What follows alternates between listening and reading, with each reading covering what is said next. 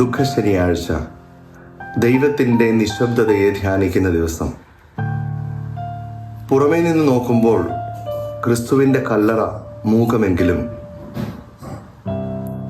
വിശുദ്ധ ഗ്രന്ഥവും സഭയുടെ വിശ്വാസ പ്രമാണവും വിശുദ്ധ പാരമ്പര്യങ്ങളും പഠിപ്പിക്കുന്നതനുസരിച്ച് ദുഃഖശനിയാഴ്ച, അതായത് ഇന്നാണ് ക്രിസ്തു പാതാളങ്ങളിൽ ഇറങ്ങുന്നതും ആദം മുതൽ ക്രിസ്തു വരെ മരിച്ചവരോട് രക്ഷയുടെ സുവിശേഷം പ്രസംഗിക്കുന്നതും.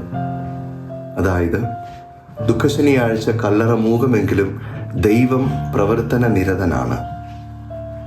നമ്മുടെ ജീവിതങ്ങളിലും ദൈവം നിശബ്ദനെന്ന് തോന്നുന്ന അവസരങ്ങളും അവസ്ഥകളും ഉണ്ടാകാറുണ്ട്.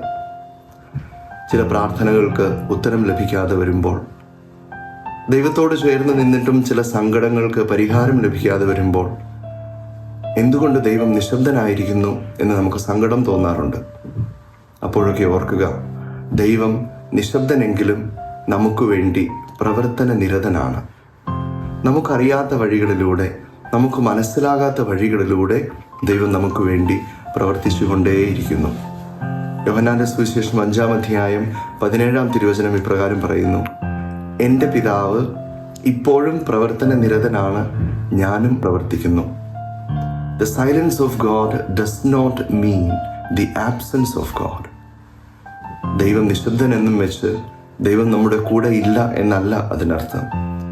The silence of God does not mean the absence of God. നമ്മുടെ ജീവിതത്തിൻ്റെ ദുഃഖശനികളിൽ ഉയിർപ്പ് ഞായറിലേക്ക് നോക്കി നമുക്ക് പ്രത്യാശയുള്ളവരായിരിക്കാം. ദൈവം നമുക്ക് വേണ്ടി എപ്പോഴും ഇപ്പോഴും പ്രവർത്തന നിരതനാണ്.